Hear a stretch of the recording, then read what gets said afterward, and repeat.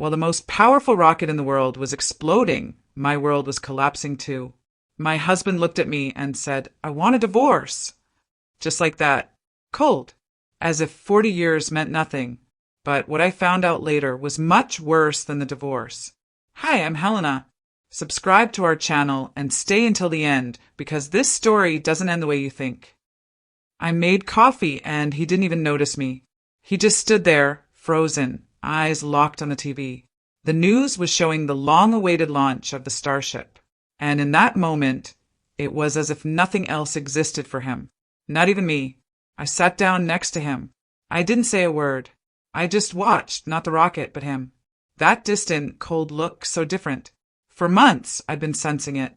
But you know how it is, we always think it's just a phase. That it'll pass. Then the countdown started. 10, 9, 8. He gripped the remote tightly, almost trembling with excitement. And me? I just breathed, wondering if he'd say something, anything. And then the explosion. The rocket broke apart, still attached to the first stage. The news filled the house with metallic sounds, sirens, frantic commentary. I let out a sigh, startled. But before I could say anything, he turned to me and said, "You know, we're done too." I blinked, confused. What? I thought. But he repeated it just as cold. "I want a divorce." Just like that. No warning. No explanation. I still tried to react. "What do you mean? Why?" But he was already up, silently walking to the bedroom. Started packing his bags, like someone stuffing away old clothes they no longer want. I just sat there, paralyzed, while the TV replayed the rocket explosion in slow motion from every possible angle. Less than an hour later, he walked past me, a suitcase in each hand, that same empty expression. He didn't say goodbye. He didn't say, "I'm sorry." He just opened the door and left. And me? I didn't even notice when the door closed. Only the silence made me realize. Absolute, only broken by the endless replay of the explosion on TV. I stared at the screen and saw the smoke swallowing the blue sky. And that's when I knew that wasn't just the end of a rocket. It was the end of the life I thought I had. My world was falling apart, in perfect sync with that monumental explosion. And I thought, how could everything end just like that? The first days went by in a blur.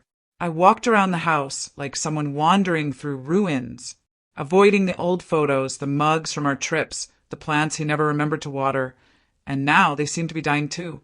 Until one random afternoon while I was trying, to organize the papers he left on the desk. My hands froze. A receipt. A hotel receipt. But it wasn't from the neighboring town where he always said he went for work. It was from somewhere else, far away. A city where he always swore he had never set foot. I held that paper like it was alive, like it could bite me. My heart started racing. But as always, my mind tried to protect me. This must be a mistake, something in my head, paranoia from being abandoned. I folded the receipt, set it aside, and tried to smother that feeling. But I couldn't. Days later, while sorting through other financial documents, another blow, a bank statement, a large sum sent to someone I didn't recognize. No one from the family. Not any of our usual contacts. I sat down on the edge of the bed, the paper in my hand, and for the first time I felt the vertigo of what might be hiding behind that sudden, brutal abandonment. My instincts were screaming, something's wrong. So I tried to reach out to the only person who might give me answers. Him. I sent a short, direct message. "What are these papers? I want to understand." The reply came almost immediately. Cold. Ice cold. "I don't owe you any explanations." I read it, and read it again, several times, like someone trying to crack an impossible code. His coldness was a shock, but also a confirmation. He didn't want me to know anything. That's when I started realizing this wasn't just a man tired of marriage. There was more. The kids, poor things, furious about the way he just vanished, kept calling, texting, offering support, asking how they could help. But me, instinctively, I chose to hide those papers from them. I didn't want to worry anyone. Not yet. If this is just in my head, there's no need to alarm them. But at the same time, I couldn't ignore the signs. So I started investigating alone. Silently. I took out the box where he kept old statements, files, notes, and I began going through them one by one, like someone assembling a puzzle without having any idea what the picture was supposed to be. Each line on a statement felt like a hidden code. Each receipt a veiled clue. At night, lying alone in the bed we once shared, I kept replaying every detail of our last conversations, his last trips, the vague excuses that now sounded so absurdly convincing. And I kept asking myself, how didn't I see it? How was I so blind? And, more than anything, what else had he been hiding from me? I couldn't run away anymore from that suffocating feeling growing inside me. The certainty that his leaving wasn't impulsive. It was planned, calculated, and now, for the first time, I realized that maybe what I needed most wasn't comfort, but answers. With a mix of fear and determination, I picked up that folder again and whispered to myself, if there's something hidden, I'm going to find it. Little did I know that this was just the start of what I was about to uncover. The nights became long and quiet. I spent hours going through papers, old files, planners, and little by little, something started to emerge. A pattern, a shadow that had always been there, but I refused to see it. His trips. He always said they were for work, that he had things to take care of. And me? I trusted him. Never questioned, never doubted. But now, looking with different eyes, I realized something terrifying. There was a consistency. Regular trips, always to the same city. And what hurt the most, always on the most important dates for us. Birthdays, graduations, holidays. While I stayed home, baking cakes, cleaning the house, he traveled. Always to that place. My heart tightened, but I needed to know. I picked up the phone, took a deep breath, and called an old acquaintance of his, someone who lived there. We hadn't spoken in years, but I had to. When he answered, I went straight to it. Do you know him? There was a pause, the kind that says more than words. Then, finally, oh, him! Yeah, he came here a lot. That hit me like a punch. I swallowed hard and forced myself to sound casual. Funny, he always told me he barely knew the city. The man just muttered. Yeah, well. I hung up, my hand shaking. And that sentence kept repeating in my head. Everyone knew except me. What else had he been hiding? How many more years would I have lived believing in a version of him that never even existed? I felt stupid, used, betrayed. I thought about all those times he left with his suitcase, and I stayed behind, taking care of everything. The house, the kids, the bills, all those little routines he never cared about. And all the while he was living what? Another life? Another family? Another love? But I still wanted proof. I couldn't rely on suspicions alone. I needed to see it, with my own eyes, no matter how painful it would be. So I made a decision. I'm going there. I didn't tell anyone. Not the kids. Not my friend. It would be just me and the truth. I went to the bedroom, packed a small suitcase, just like I'd seen him do so many times. But this time it wasn't to escape. It was to confront. As I zipped it shut, I looked at myself in the mirror. And for the first time since the Starship explosion, I saw something different. Not just sadness, but the beginning of strength. Then I took one last look at the house and I left, determined to follow the trail of lies he left behind. And I thought I was ready, but I wasn't. The drive was quiet, just like everything had been since that day. I told no one. Not my kids. Not my friend. It was just me, hands gripping the steering wheel, mind spinning with questions, fears, guesses. As I drove down that highway, I kept thinking of all the times he'd made that exact same trip. With those tired excuses, that rehearsed smile. And now it was me on that same road. But not to escape. To know. When I got to the city, I parked on a quiet street and checked the address again for the 10th time. The same one I had found buried in those receipts and bank statements. My heart clenched. It wasn't a hotel. It wasn't an office. It was a house. Simple but well kept. Flowers in the garden, toys scattered in the yard.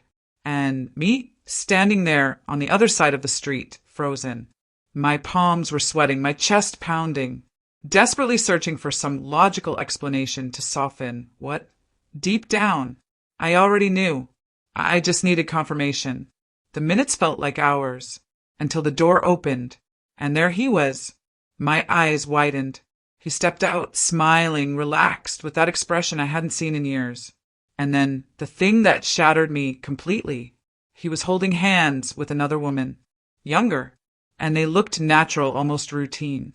Then 2 teenage kids came out after them, laughing carefree, following them to the car in the driveway. I held my breath and felt the ground vanish beneath me. For a few seconds, I couldn't move, just watch that scene, like I was trapped in some cruel movie.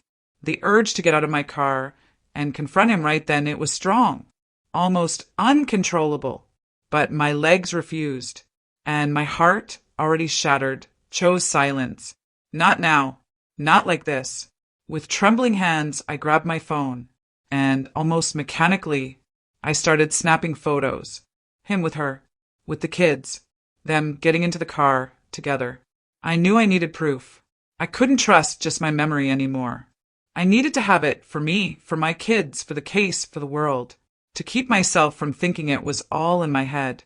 When their car pulled out and turned the corner, I just stayed there, alone, frozen, staring at that empty house where just minutes ago the lie had been moving so naturally. I felt betrayed in a way I never imagined was possible, not just as a wife, but as a person. I went back to the hotel in a state of shock, driving on autopilot, barely knowing how I got there. I walked into the room, locked the door, dropped my bag, and collapsed onto the bed. But I couldn't even cry. I just laid there, staring at the ceiling, repeating to myself over and over, this can't be, this can't be. But it was. And that night, while the world slept, I stayed awake with my phone in hand, going through those photos in silence, and knowing that from this moment on, my life would never be the same. And I thought I had already seen everything, but there was more. Back in my city, the days drifted by like a thick fog. I tried to keep busy, folding clothes, watering the plants, organizing drawers, but nothing really made sense after what I had seen. The photos of that other family were saved on my phone, hidden in a password-protected folder, like a wound I didn't yet know how to touch.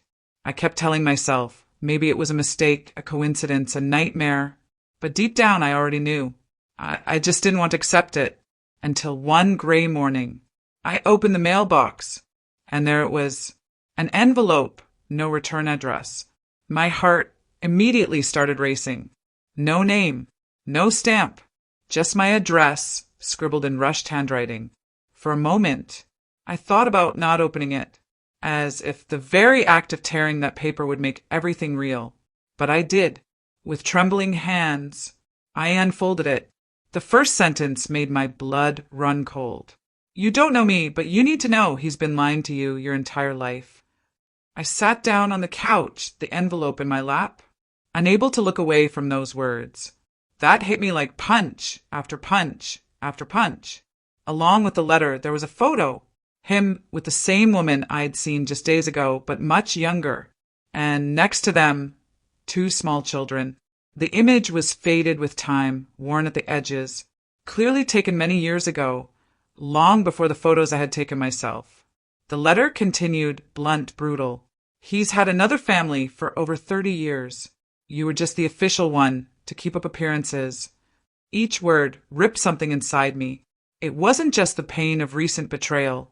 It was the weight of 40 years of love, sacrifice, and loyalty, given to a facade, to a lie he had meticulously built, while I held everything together, believing in a life that never truly existed.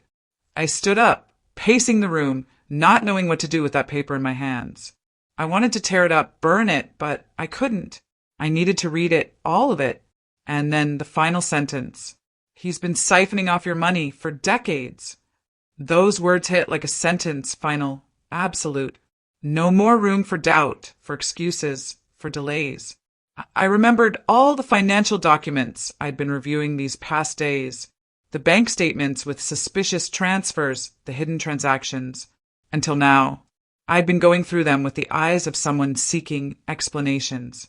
Now it was with the eyes of someone seeking proof. I sat at the table, spread out all the documents again, but this time with a much colder, much harder focus. And I saw it. The siphoning was constant, systematic, planned. It wasn't negligence. It wasn't a coincidence. It was strategy. My hands trembled, but my heart finally began to steady.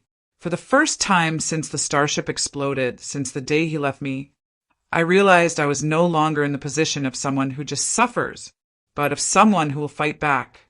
I took a deep breath, gripped the letter tight, and, in a low voice like a promise to myself, I said, "I won't stay silent."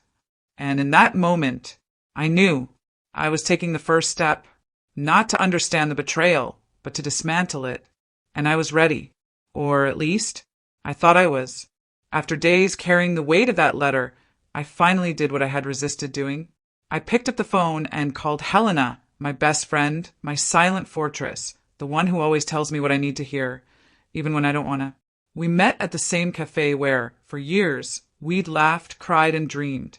But this time I was just surviving. When I sat at the table, I struggled to find the words. They got stuck in my throat, as if saying them out loud would make everything even more real. But when I showed her the letter and the photos, Helena didn't let me finish. She looked straight into my eyes and said, "You need to fight back. This isn't just betrayal. It's a crime."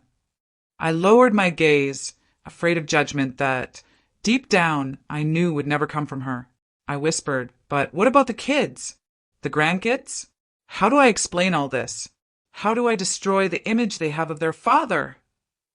Helena squeezed my hand with that calm strength of someone who has already survived things no one can imagine, and said without hesitation, "You didn't destroy anything. He did. And you deserve justice."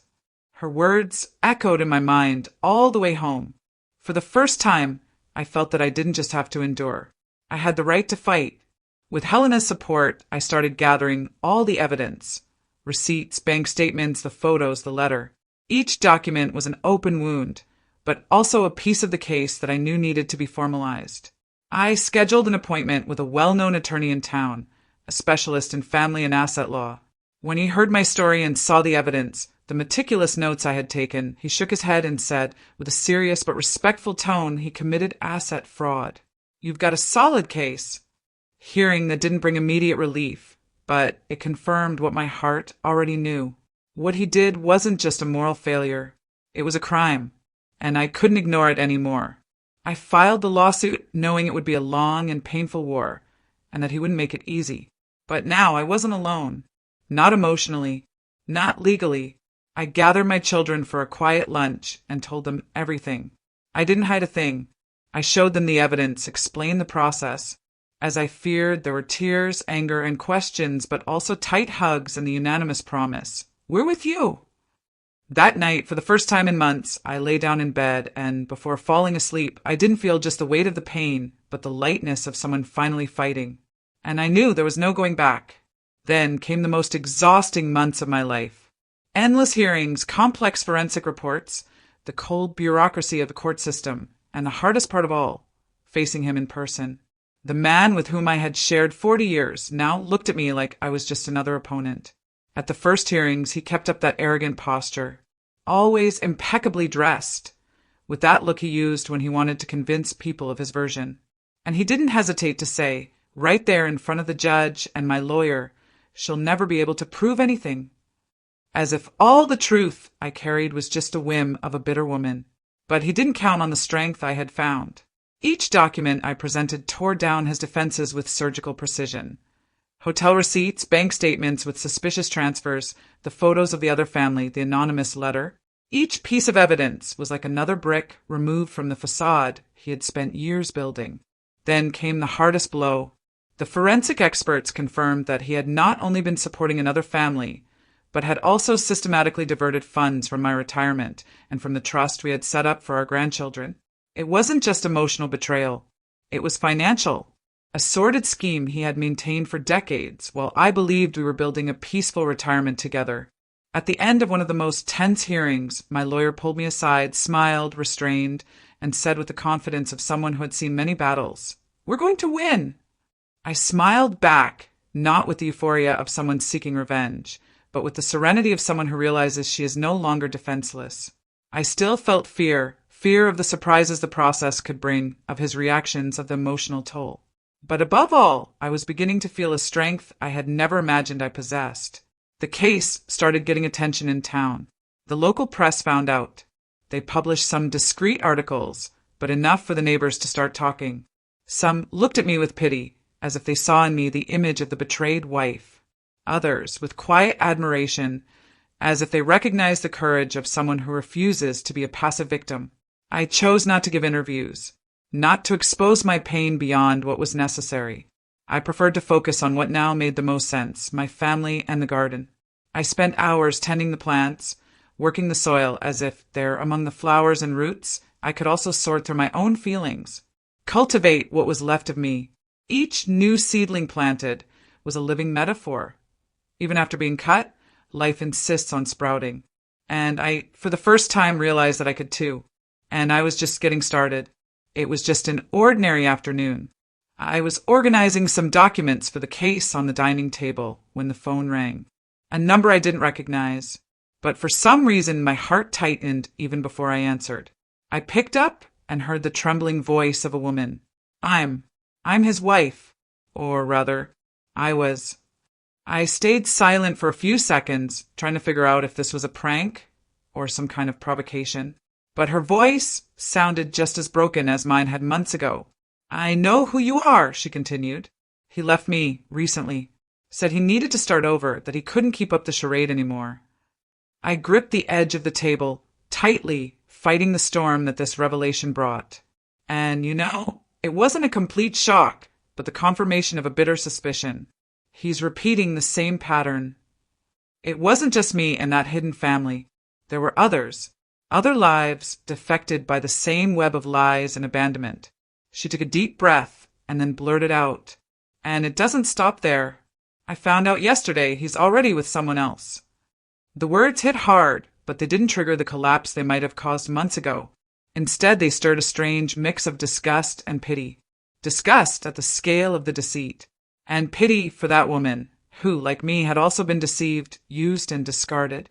"I thought we were a family," she murmured, her voice breaking. "And now? I don't know what to do." There was a long pause, a silence that seemed to ask for an alliance, a bit of comfort, or maybe a joint plan for revenge. Until, on the other side, the proposal. "Let's join forces, expose him, take him down?" I closed my eyes, took a deep breath, and answered with a serenity that even I didn't know I possessed. "I'm already fighting for me." There was no more room in my life for emotional showdowns, for public battles, for feeding a rage that, if I let it, would consume the little peace I was building. The case was moving forward. Justice was on its way. And most importantly, I had learned to separate what deserved my energy and what didn't. "I hope you fight for yourself too," I added before hanging up. I put the phone on the table, sat there, looking at it for a few seconds, and for the first time in a long time, I felt that I had overcome something I didn't even realize still weighed me down. The need to understand why he did all of that. It didn't matter anymore. Now, the only certainty I carried was this. His life would go on, as always, from lie to lie, from woman to woman. But mine wouldn't. Mine finally was being rebuilt with truth. And this time without him. On the morning of May 27th, 2025, the phone rang earlier than usual. I was in the garden, watering the lavender that, stubborn as ever, insisted on blooming, even in the cold mornings of autumn. I wiped my hands on my apron and picked up, not imagining that this would be the day that would finally close one of the hardest chapters of my life. On the other end, my attorney's voice, firm and steady. "Congratulations, we won." For a second, I couldn't respond, as if my brain needed time to process those long-awaited words. "The ruling was in your favor on all counts," he continued, with that precision he always used. "You'll get ownership of the misappropriated assets, as well as moral and financial damages." I closed my eyes and let the tears, this time of relief, run freely down my cheeks. I wasn't crying just for the money recovered, but mostly for the recognition, for the justice, for the validation that I wasn't a woman abandoned, deceived, fragile as he had wanted me to feel. I was a woman betrayed, wronged, but who, with dignity, fought and won. "Thank you," I whispered, voice trembling, before hanging up. I stood there, still in the middle of the garden, listening only to the soft sound of water dripping from the watering can. And for the first time since that day of the Starship explosion, I felt that the weight was lifting off my shoulders. He was gone. No one knew where he was, nor did it seem to matter anymore. Justice that had been served. I looked up at the blue sky, took a deep breath, and, as I always did when I needed to sort out my feelings, I went to the kitchen. While I was washing the breakfast dishes, an idea came. I'm going to gather everyone today. I wanted to have my children and grandchildren close. I wanted them to see not just the woman who had suffered, but the one who had endured. And smiling to myself, I realized the irony. Today was the day of the 9th Starship launch. How ironic, I thought, remembering that day 2 years ago when the rocket exploded along with my life. Now, as I set the table with the same care as always, arranging the napkins, polishing the glasses, setting aside each grandchild's favorite dish, I did everything with a new feeling. Peace. Not the forced peace of someone trying to mask their pain, but the genuine peace of someone who finally had one. And as I was laying out the silverware, I looked again at the clock and smiled. Soon, another launch. Only this time, the one who was whole was me. And that no one could ever take from me. The table was set with all the care and attention I had always poured into our family gatherings.